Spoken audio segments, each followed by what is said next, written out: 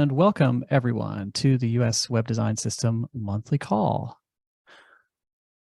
for October of 2023, where some of us on the western half of the continental United States just this weekend got to watch our little old moon pass right between us and our sun.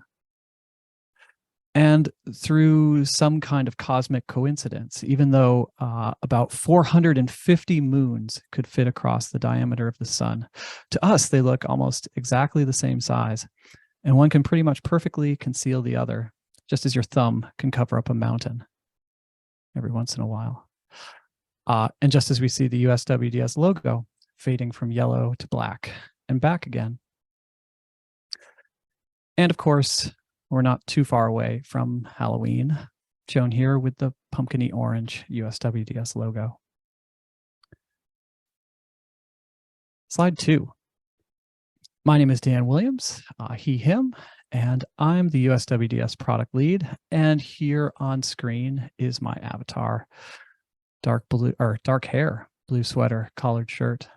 Today, my physical self is wearing a kind of a brick red fall toned collared shirt, about, if you're thinking about it in USWDS color tokens, which you should be, it's about red warm 70V. And today I'm wearing some bright green socks, which are about green cool 70V. Unfortunately, while we are recording this call, we currently aren't able to always share the video publicly. That said, we are making progress on being able to share more of these videos publicly. So stay tuned for more updates. When we do post videos publicly, they'll be available via the Digitalgov event page. We'll be posting links and references into the chat as we go along, and I encourage you to ask questions in the chat at any time. If any member of our team can answer your question in the chat, we'll do so. Otherwise, as Jeannie mentioned, there'll be some time for questions and answers at the end of the hour. Also, be sure to introduce yourself in the chat as well. It's nice to know who's here, and it's good to have you here today. For those of you who find the chat distracting, you're welcome to close or hide that chat window during the main presentation. You can reopen it later during the Q&A session at the end of this call. So thanks. And with that, let's get started. Slide 3. So what's our agenda for today? Well, first, we've got a few nice new site launches from close to home. And then I've got a few quick product updates. And then we'll spend the rest of the time talking about what we've been doing to try and operationalize a user research practice essentially focused on people with disabilities and what we've learned from doing that. And there should be some time for Q&A at the end. Slide 4. So let's get into it with site launches. Slide 5. So first up, a brand new site for GSA's Smart Pay program, smartpay.gsa.gov. GSA's Smart Pay program is the largest government charge card and commercial payment solutions program in the world. The Smart Pay homepage is a solid and professional example of a classic USWDS-powered site. We see the extended header and a hero section with a photo of hands holding a charge card and the words GSA Smart Pay. Slide 6. Next is GSA's leasing portal, leasing.gsa.gov. The leasing portal provides a gateway to GSA's critical lease acquisition and lesser tax tools. This simple portal features a row of cards providing access to the automated advanced acquisition platform, the requirement-specific acquisition platform, and the lesser tax adjustment and appeal requests. Slide 7. And finally, the GSA equity study on remote identity proofing information and registration site, identityequitystudy.gsa.gov. This project aims to study the equity of remote identity proofing technologies that the American public may interact with when accessing eligible government services and benefits. in order to combat bias and make sure government websites work for everyone. The homepage for GSA's equity study on remote identity proofing features a crisp design with cool blues and a large blue monochrome hero featuring the words, "We know the technology doesn't work equally for everyone. Help us make it better," and a call to register now. So great work, and congratulations to these teams. And be sure to let our team know when a new site launches, either with an email or a note on the USWDS public Slack channel. Slide 9. So next, a few quick product updates. Slide 10. We're currently working on wrapping up USWDS 3.7.0, which is a nice release focused on a couple important accessibility updates and improvements to the interactivity of some of our components in modern dynamic JavaScript applications. Slide 11. So what are the key improvements coming in USWDS 3.7.0? So we've got improved JAWS keyboard navigation in the date picker. So now users of any screen reader, but particularly JAWS and NVDA, should see improvements to keyboard navigation in the date picker's calendar. We've got improved keyboard navigation in the range slider. So similarly, now the range slider has more reliable keyboard navigation, particularly in VoiceOver. And we're adding units data to the range slider. So now there's an optional data element for range slider that allows the slider to vocalize units of measurement for screen readers. And we're also adding an optional data element to allow custom language content in the file input.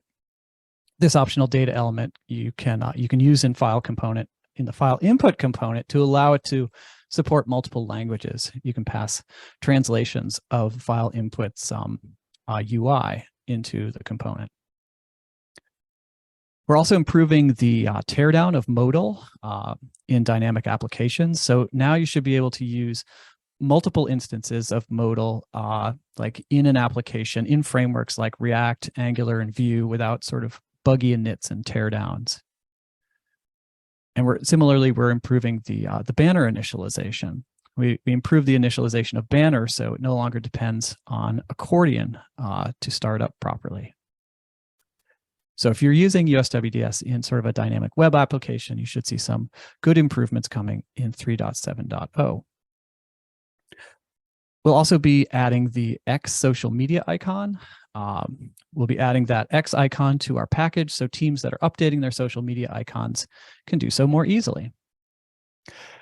And there are a few other nice bug fixes and improvements in 3.7.0. So if you're interested in a preview of what's to come, you can check out the release planning tab of our public project board, and we're putting that link in the chat. Slide 12. And that's USWDS 3.7.0. It's coming soon. We hope to get it out by Halloween. Slide 13. And we've got a number of potentially interesting open discussions happening now in our GitHub discussions. The first is about HTML sitemaps. We're planning to add an HTML sitemap to our site soon, and we're trying to get a sense of how other folks have done it and what makes for a good HTML sitemap. So we're posting a link to that one in the chat now, but that's to github.com/USWDS/USWDS/discussions/5561. Slide 14. And we've also just started a discussion on the newly released WCAG 2.2. There are a couple things in 2.2 that are interesting to us, like focus highlighting, but we'd be interested in your perspective and how you're thinking about this sort of long in the making update. That link's going in the chat as well, but that's to github.com/USWDS/USWDS/discussions/5569. Slide 15. So now I'd like to talk about some work we've done toward operationalizing user research and a user research practice on our team, and about usability research with people with disabilities as an explicit focus. Slide 16. So a couple of weeks ago, our team was walking through some of what we'll discuss later in the call, like where to collect research artifacts and how to organize older research reports. In general, like how can we better work to document ongoing and existing research? And one of our team members suggested that we might use our existing research page. I thought to myself, somewhat ignorantly, I guess, that we have an existing research page. Slide 17. Like, oh, yeah. And it can be somewhat embarrassing to realize just what sometimes you don't know about what you do, and sometimes what's in like a site that is your website. And there are some parts of our website that I don't know as well as others. And I don't know why this had escaped my attention for so long. And it really points to the value of the content audit that we're also working to finish in our roadmap. But when I stopped to look at this page and taking a look through this research page, it was like looking sort of back into a time capsule, sort of back into the earliest days of the design system before I was a part of it. Kind of like a fly preserved in amber. Like this research page gave an unusual look back at the past, and it shows how we've been thinking about research from the start, what progress we've made, and what challenges we still face. Slide 18. So user research is a core aspect of USWDS, as it's our main source of feedback and inspiration for future product development. This is how the page starts, and this is very true. Over the years, we've had all kinds of research efforts and research reports that have led to new components, new patterns, new functionality. What we hear from teams and from this community, whether in direct research or through issues and discussions, like this is what helps keep the future in front of us and helps us to better understand what we need to deliver and how we can better deliver it. Slide 19. One of our challenges is knowing who is interested in being part of our user research. This is also something that was called out on that page. Like this is also true, but we've made a lot of progress in how we've been able to talk about design system users, or sorry, how we're able to talk with design system users. We now maintain a list of federal users that we're able to draw from for usability testing, and we use the resources of this community frequently to gather feedback and research. Slide 20. And one of the most consistent ways we have collected feedback has been conducting interviews with digital service teams. And this is still pretty true. And interviews with service teams are something we'll want to do more of in the future as well. We need to build some capacity to do more of these interviews. Like in the past, we converted these interviews into case studies. We have some fairly old case studies on our website right now. And while we haven't been able to do that recently, we know that folks are still interested in things like case studies and that they can be super valuable. But research in general has been a challenge. And, on this page, there was a lot of talk on the page about things we hope to do in the future, like goals for the future, things we want to be able to do more of. It was kind of like a speculative document of like what we want the future to be like. And research has remained kind of a challenge. And specifically, it can be more of a challenge in ways that I think this old page doesn't really capture as well. It talked a lot about product feedback and feedback from users of the design system. Some of our challenges moving forward is usability testing, not with federal users of the design system, but with end users of the sites and services we build with the design system. These end users are folks that we have less direct access to, and we've struggled with how to bring that level of usability testing into the design system. Slide 22. What we've done is kind of a hodgepodge. We've tried a bunch of techniques. We've done a number of things, and this has been fairly effective. But it's kind of a little bit of a crazy quilt when it comes to component and pattern usability testing. So the first thing that we always are trying to do is that we're building from trusted sources. When we design new design system components, we're generally not inventing something new. We're drawing from solutions that already exist in the federal government. We don't always want to reinvent the wheel either. So for instance, our step indicator was built from a great example at VA, and our headers were derived from a landscape analysis of common solutions across government. And we've also sought out peer review with our community. When we develop new components, we've been circulating drafts through our public Slack for feedback. And we've also done occasional focused usability research on components like external link indicators. You can see research findings from that research on our link component page, which links out to the USWDS GitHub wiki.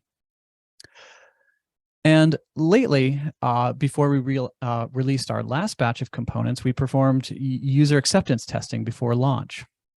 After all the rest of this research, we put the final components in front of a representative audience to gauge their effectiveness. And then afterwards, we rely on this open source community feedback to drive further changes. When you notice bugs or usability issues, you tell us, either through issues, discussions, or emails. And we're able to make the necessary changes and push them out into new releases. Slide 23, but the reality is that we still need to be more proactive. This research is great, but we don't think it's enough. Slide 24. For one, our research is only getting older. While some findings can be evergreen and some guidance will be as well, people change, the web changes, technology changes, expectations change. We need to keep checking in, and we need to be ahead of changes in behavior and expectation. We need to better know where there's usability friction as early as possible. Slide 25. And we need not only to conduct more direct usability research, but to increasingly broaden the range of research we conduct, to make it more inclusive, to assure that we're reducing the barriers to participation through every interaction, and that we know where those barriers lie. Without more usability research, we can't go deeper and broader, and we can't reach the places we haven't reached before. Slide 26. And this is why, as we spoke about a couple months ago, it's on our roadmap to conduct inclusive research and to work to operationalize it in our program and on our team. Slide 27. And this is why we also see the necessity of conducting inclusive research called out in the new OMB policy guidance, M2322, delivering a digital-first public experience. This is a good idea, and it's also what we all need to be doing. Slide 28. So how do we do this? How do we begin to conduct more inclusive research? And how can we do it again and again? Slide 29. This is something we've highlighted as a priority, and really now is the time to figure it out. It's just like, I feel like I talk about this many times, but it's like planting a tree. The best time to do it, would have been at any point in the past where you'd have more of a tree now, but the other best time is now. And why particularly now? Slide 30. USWDS is maturing as a product. We're no longer sort of as scrappy and fighting for survival as we've been in the past. We're here, and we're here for the long run. And we need to mature to be a better short and long-term partner to all the teams across government that depend on what we do. Slide 31. Teams expect more from us, and we need to deliver on those expectations. And one of those expectations is that we can find and address areas of usability friction as soon as possible. Slide 32. And as we work to do this, our hypothesis is that if we can get things right for users with disabilities, we are on the right track. This is possibly an inversion of the typical process, which might address accessibility later in the process or consider users with disabilities as a secondary audience. Our hope is that usability for people with disabilities can drive the project forward and lead to usability improvements for everyone. Slide 33. So as we're doing this, we're trying to, part of this is about accessibility testing, but it's really about usability research, and that there is a little bit of a distinction here between accessibility testing and usability research. That we want and do like deliver components that are accessible and that can be used with different types of assistive technology. But the usability research kind of is more about like, how well is it delivering on this? Yes, you can navigate through it. Yes, this information is sort of available. Yes, you can enter information into this form, but is it as easy as it should be? And can it be better? Slide 34. So this is a priority for us. And as we tried to work it into our day-to-day workflows, we'd done enough research to know where we needed to ask more questions about how to actually get it done. These are slide 35. These are questions about, compensation for usability research participants, about recruiting participants, about PRA and privacy. Slide 36. And these things are common challenges that teams face. It's not just our team, I think, that's trying to think about these things and try to work it into our process and program. So we were hoping that what we could do would be helpful for other teams who might be in a similar situation. But slide 37, we really did sort of need some help, like getting over the finish line, and to like get us from figuring it out to having it figured out. And slide 38, we needed help developing a repeatable process and repeatable processes. So this is where my first guest sort of comes into the story. And slide 39, this is where I'd like to introduce Robert Jolly. Robert Jolly is a product manager and an accessibility advocate with 10X. And I'll pass it over to him, and he can talk a little bit about how 10X and the design system work together to try to solve some of these problems and move us forward. Robert. Thank you, Dan. So my name is Robert Jolly. I use he, him pronouns. I'm a product manager and accessibility advocate at the 10X program within GSA's Technology Transformation Services. And for accessibility and inclusion, I'm a middle-aged white man, short brown hair that's turning grayer by the day. And I'm wearing a blue and green button-down shirt. So we can go to slide 40. I want to talk a little bit about 10X just to sort of frame up why we're collaborating with the US Web Design System and other teams. So 10X is a GSA program that explores ideas that can improve the public's experience with the federal government. And so we invest incrementally into ideas that get submitted by federal employees.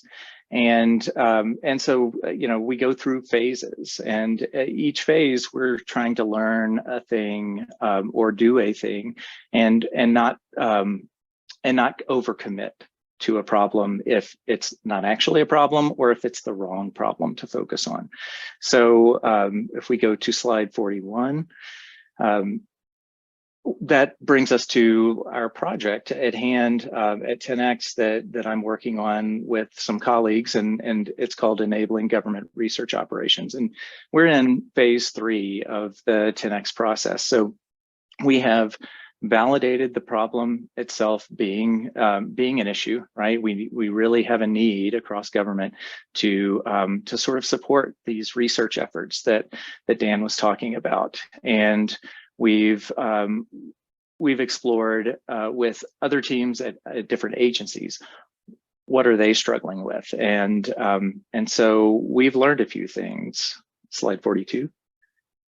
And what we've learned is really based on that deep exploration of the problem space. And what we've learned is that there are a number of barriers, but also opportunities to really provide that level of support that teams need to focus on their research.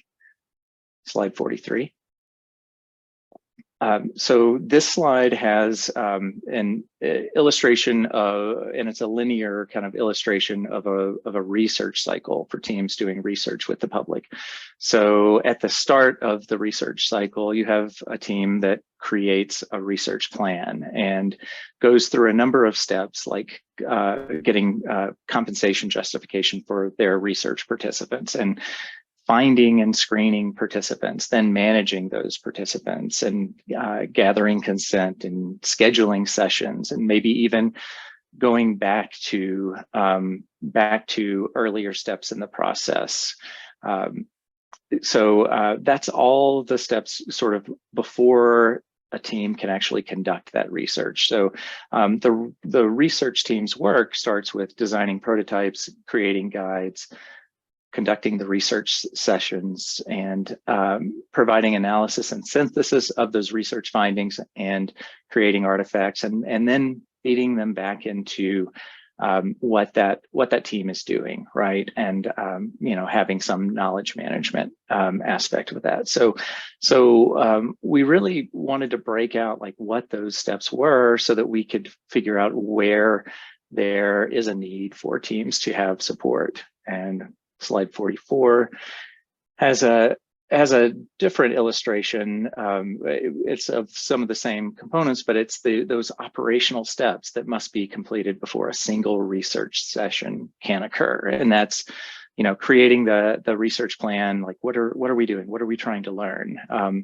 Making sure that you can provide incentives so that you get inclusive and inclusivity and equity in the process. Finding and screening participants, managing participants, getting consent, and scheduling sessions. Those are those steps that all need to be completed, and they're kind of in a specific order. They can happen at different spots, but all of these things have to happen as kind of prerequisites to actually doing that research. Slide 45. And this one is a dense one in terms of information, but we found that there are a number of barriers to research that happen here at TTS with product and service delivery teams, but also across government. These things are shared, and it's around at the highest level: difficulty recruiting participants. How do we manage participants?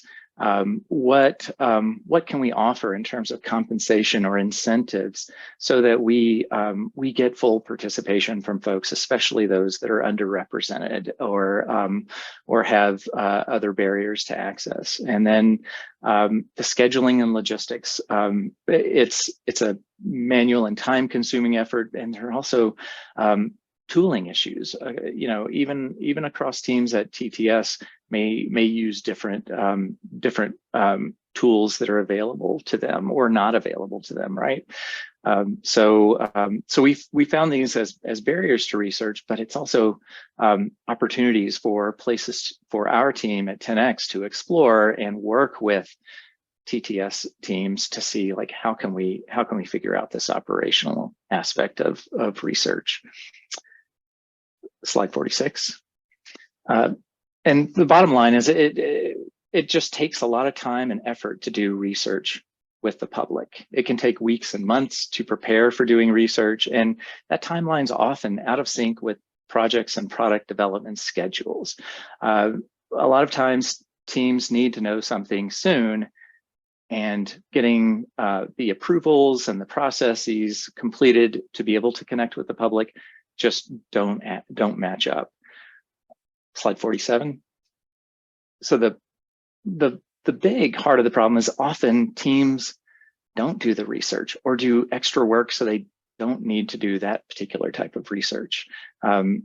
Teams sometimes rely on proxies or desk research or evaluative usability testing at the end of the development when the cost of change is high. So that tends to be an area where we think research operations can help. Slide 48. So we need a sustainable process. That was our big takeaway and our push moving forward. And if we go to slide 49, we really want to focus on that research operations aspect, and that's all the work that goes into research that isn't the art and science of research. So that if we can establish a research operations team or service that team or service can perform the business, administrative, and logistical functions necessary to enable researchers to focus on preparing, conducting, and analyzing their research activities. So freeing them up to do what they've been hired to do, what they're really good at. If you're a UX researcher, the last thing you want to do is be, trying to navigate, the labyrinth of PRA approvals or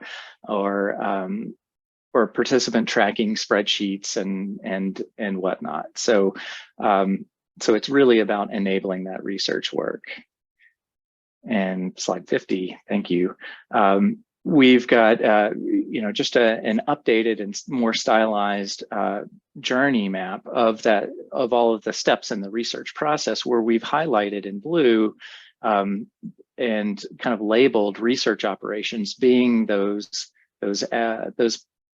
pieces in the research cycle that are the kind of important but mundane tasks of getting compensation justification and finding and screening participants, which includes PRA approval for screeners or for the types of research activities you may be conducting, and managing those participants and getting consent, and tooling and scheduling and making sure that everybody shows up at the right time, right? That's that administrative aspect of it. And then we have research, all those research activities where the research teams can really focus their time, illustrated in pink. And that's where we saw, like those opportunities, slide 51. And those opportunities are really to standardize and simplify. So if we really want to get those insights from the public that we feel are so valuable and necessary, and we do believe this, we need to standardize and simplify the ways that we do research with the public. So we really think that recruitment is one of the biggest things. Identifying and recruiting participants is one of the largest pain points that we heard across all of our teams at TTS and also across government, like how to connect with the public and get them involved. Going along with that is providing incentives and compensation for participants, like what are standard rates and means of compensation. I think that is an opportunity to sort of standardize and simplify what that process looks like, both here at TTS, but potentially across government. Scheduling. Scheduling is always a challenge. I often look at my calendar and just weep with how am I going to coordinate with my colleagues, much less with people outside of government. And policy clarity. So for issues of privacy, paperwork reduction, and data retention, we need to figure out, like, where are there areas where teams still have questions, and where can policy guidance and clarity come from within organizations, or potentially from from teams doing the work, like, hey, this is what we figured out. And then knowledge management, of course, is kind of an age-old challenge, but where do we share those findings? How do we share what's the most meaningful and impactful without it being just a complete information dump? So those are the areas that we're focusing on, and we go to slide 52. We're really looking to replicate our process, or allow that replication to happen. So we're looking at ways to document our processes and help others replicate it along the way. There are teams across government that we've talked to. They're in a number of different agencies working to stand up their own research operations programs. And we're really intent on sharing what we've learned within our 10X programs efforts, as well as hearing about what other folks are doing in the space. And so if our team hasn't talked with you, I'd be grateful to schedule conversations and share what we're learning and hear from you on what you feel are challenges and opportunities as well.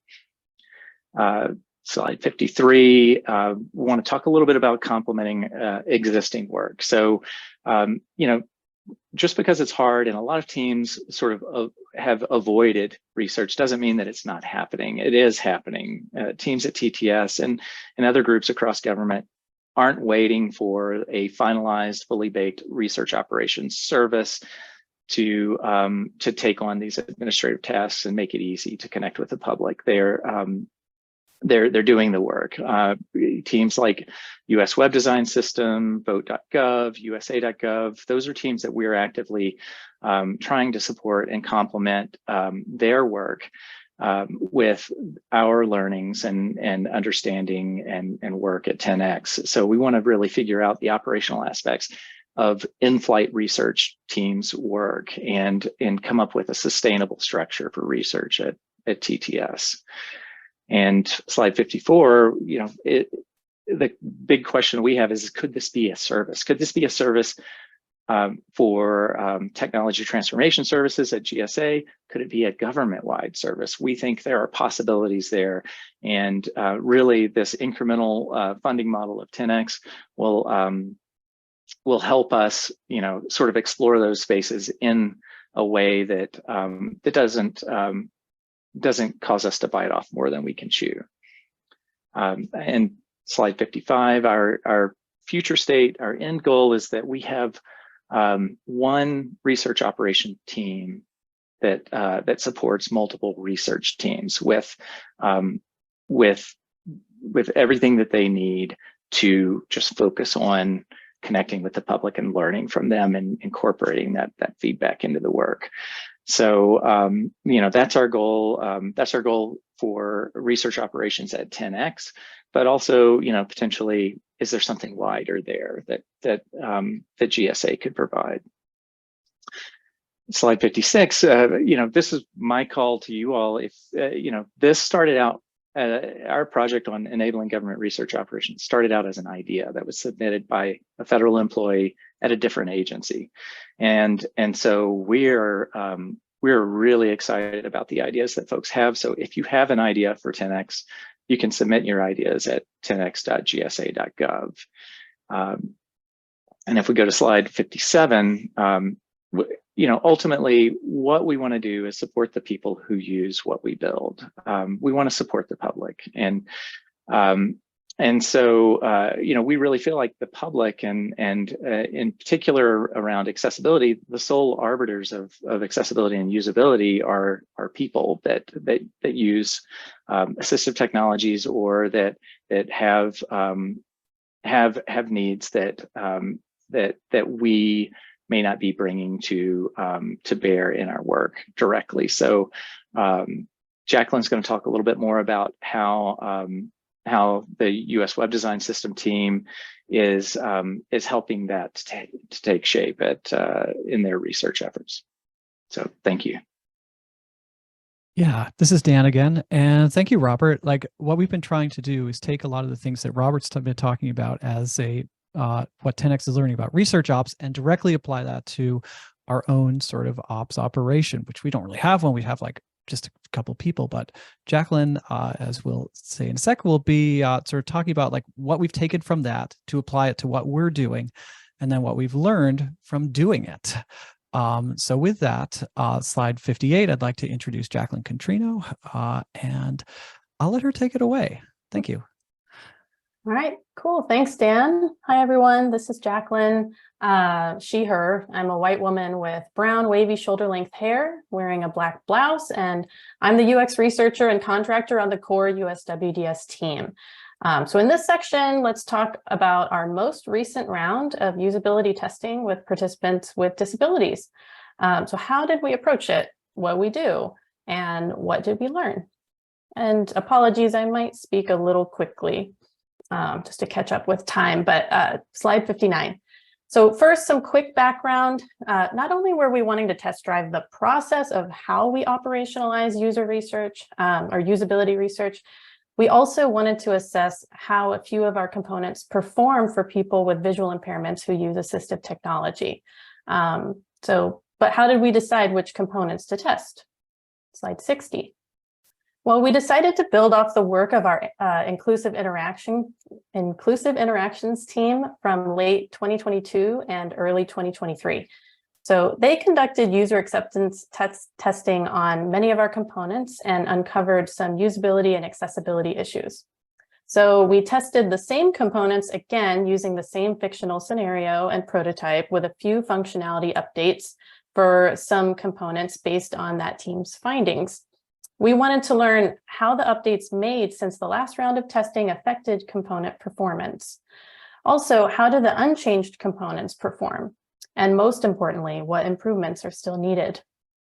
61. The components we ended up testing were accordion, character count, combo box, date picker, file input, input mask, step indicator, and validation. 62. We conducted moderated sessions remotely via video conference that lasted about an hour and 20 minutes.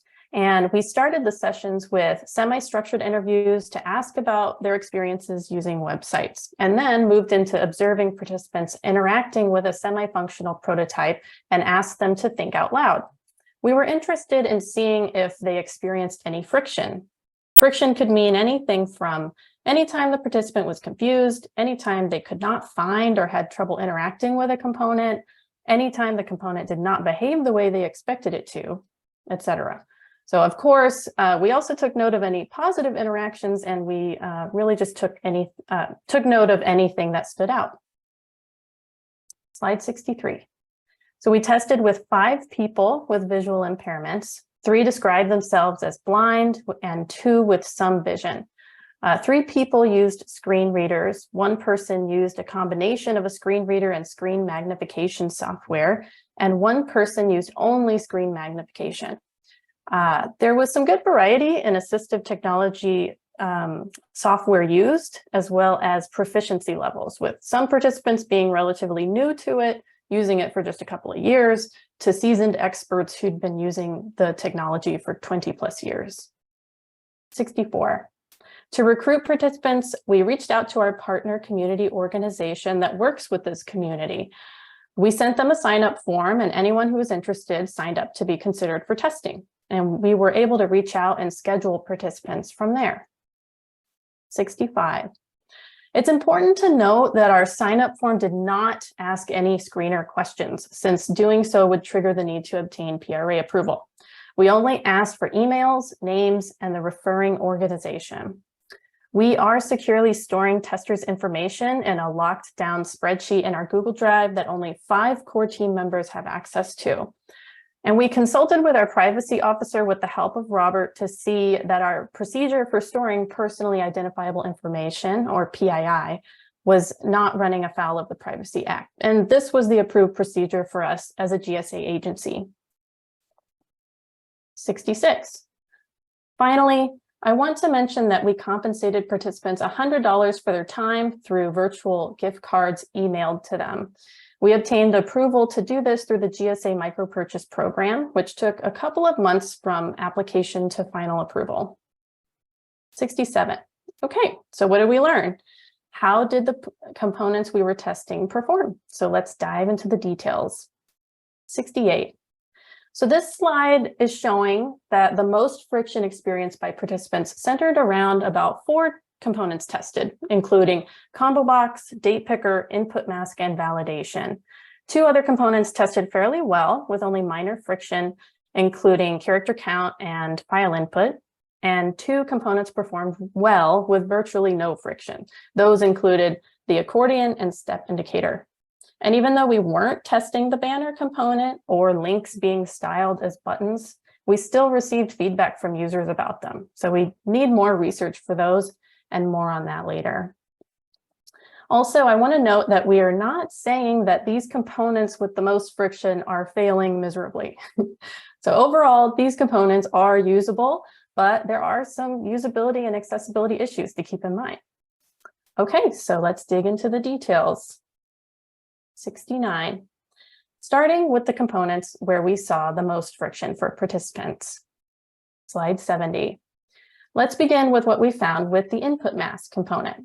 We found that the current input mask component does not give proper feedback when disallowed characters are typed. So basically, if a user types a letter where only numbers are allowed, there is no clear indication that anything's wrong. Furthermore, it's unclear whether the character was typed at all for someone using a screen reader. Let's take a look at what I mean. Slide 71. So we're going to play a short video clip to demonstrate what we saw with input mask. Can I type numbers? 5 2 Yeah. 45 5 5 5 5 5 5 So it lets me type numbers, I think. Oh wait, maybe it didn't. I find it more confusing than helpful. Did it give you any feedback on your end? I'm wondering what happened when you actually typed the BIE. Well, nothing happened when I actually typed it, so I didn't hear anything. It just let me do that, and then it was until I turned off forms mode and rechecked it that it said that this one was invalid. So we could see there that folks felt unsure of whether the characters they typed were being accepted or not, and it just wasn't giving them any error communication. We already knew this about this feedback issue, so this testing was just validation that it's something to improve in the near future. 72. Let's move on to discuss findings for Date Picker. We saw that all screen reader users that we tested with, 3, because we ran out of time with one of them, they had difficulty using Date Picker. First, the keyboard controls did not work as expected. So they could only use up and down arrows, not left or right, or page up or down.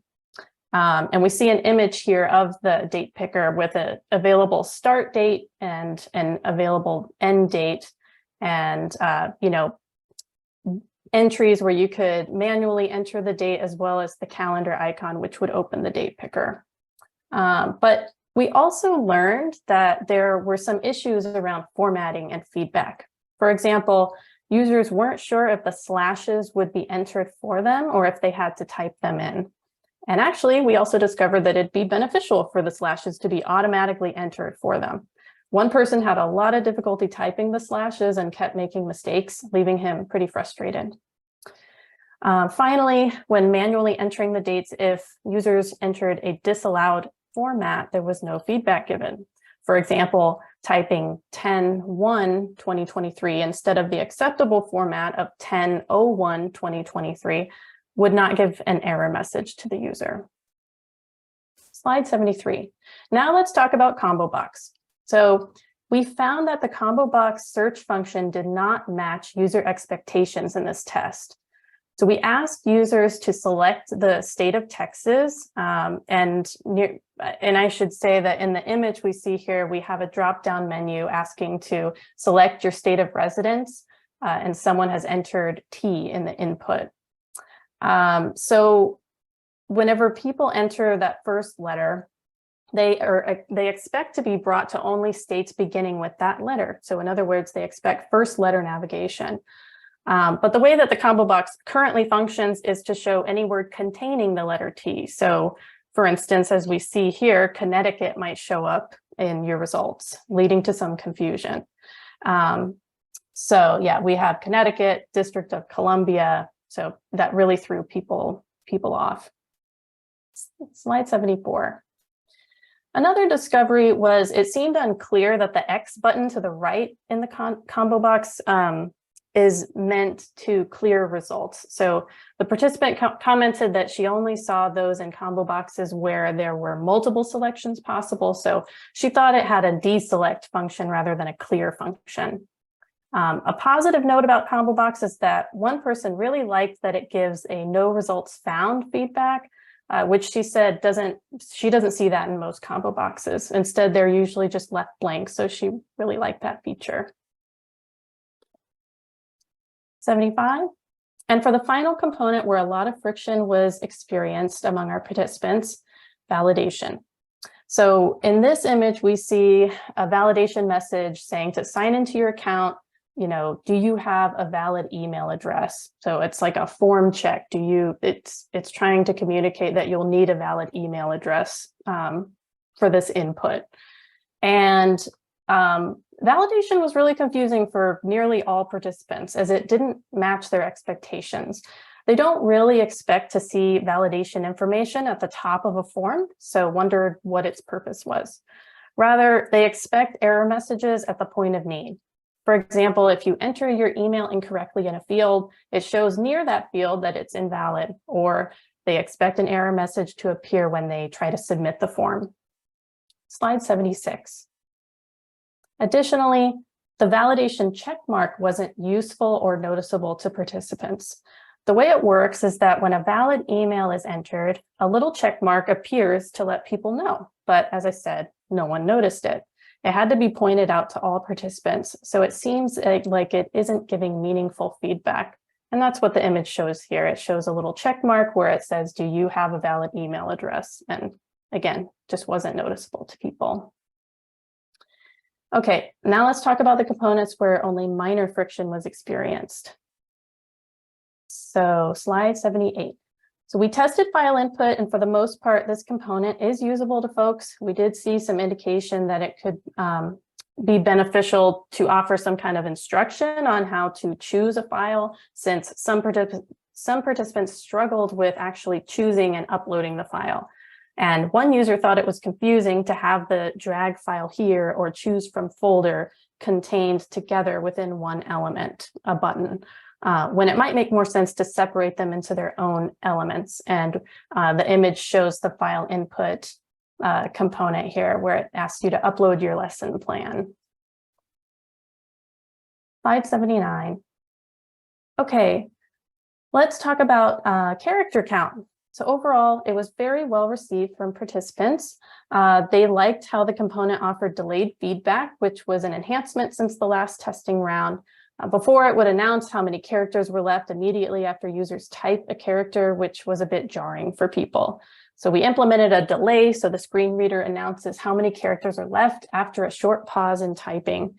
And they really liked this feature. So one person commented, "Oh, it worked really well. It was giving me updates. It wasn't like being overzealous with it and trying to tell me how many characters there were every single time I typed a character. Like, it was waiting until I was done." And I think that works pretty well. They also liked how it let them know when they had gone over the character limit. Slide 80. But interestingly, we also heard from participants that they prefer a hard cutoff when they reach the character count limit. In other words, they want to be prevented from typing once they reach the limit. They said it's annoying to type a lot of text in a box, not being told you've gone over the limit until you've stopped typing. It's especially annoying for fast typers. So having to go back and see where to edit and cut content is a pain. So they'd rather be prevented from exceeding the limit in the first place. And the character count box, we show an image of the component here, and it says to please provide, a brief sentence with, sorry, I can barely read it, a brief 1 to 2 sentence description of your training. It has a box where you can input letters, and then there's a red indicator underneath saying that they had gone over the limit. Slide 81. So we also learned that users need more visual cues when they've reached the limit, such as outlining the box in red. This was feedback received from the person using only screen magnification. So let's take a look at a brief video clip. So I misinterpreted what it said initially until you redirected my attention. 11 characters over limit. I initially saw that as 11 characters remaining because it didn't pop up in red. I guess I was expecting, like, when you go over a line of typing too much, either it stops you or there's a indicator that something changes. Okay, slide 82. And let's quickly discuss the components that performed well with no friction. Slide 83. So step indicator performed very well for most participants. We see the step indicator component at the bottom indicating that there's 4 steps in the process of filling out the form, and we're on step 1 of 4. And they felt it oriented them well to what step they were at in the form and felt that they could anticipate how much was left. Slide 84. Accordion also performed very well with no hiccups. We have the accordion component image here in its closed state and or collapsed state, and users understood that it was a collapsed thing that they could interact with to see more information, and everyone was able to interact with it successfully. A couple of things, slide 85, a couple of things came up in the research that we want to dig into more with future research. Let's talk about that. slide 86. First, a major pain point for every participant using a screen reader had to do with the next step and sign-in buttons in our prototype. The problem was that since this was only a prototype and not a real form, we used links styled as buttons for these actions. And we hadn't anticipated all the usability problems that would introduce for our participants. And it isn't something we'd ever do in a real form. You know, it would be against our button guidance and common sense to use a link instead of a submit button to move from page to page in a real form with real data. But that was the case here. So the result was that we observed participants really struggling to complete some interactions. So they do expect a submit or sign in button to be an actual button. So that's what they looked for. And often screen reader users use keyboard shortcuts to navigate to certain elements like B to find buttons. And since our fake button was coded as a link, they missed it. And, you know, users of assistive tech are often far more aware of and sensitive to markup semantics than other users. So we're discussing links styled as buttons with our team and need to design some experiments for future usability research. 87, and something else we want to research further has to do with the banner component. So we weren't intentionally testing it, but it came up. 2 users were confused by the banner component, and one said, they confused it for a header. So she said, I was thinking it might be more menu options because usually any buttons that are collapsed at the top of the page like that are usually menu navigation things. And another participant who has some vision commented that it was another example of something labeled as a button that wasn't a button. She said it looks more like a drop-down menu or combo box or even a link. So I just want to jump in here so that we have overstuffed this meeting with too many potatoes in this bag, and we're almost at the end of time. We've tried to answer a lot of questions in the chat that we have seen in the chat. We also have a lot of next steps that we've done in response to this and a lot of stuff that's still to come, but I guess we'll save this for the next monthly call, and we can also talk about it in public Slack or otherwise. But there's a lot that's still to come, and I apologize for not getting to it. But we learned a lot, we did a lot, we're doing a lot, and we will be following up on this next month and with folks, anyone who reaches out directly. So I apologize for overloading this presentation and not getting to all the Q&A at the end. But we'll return to this and be talking about it again next month.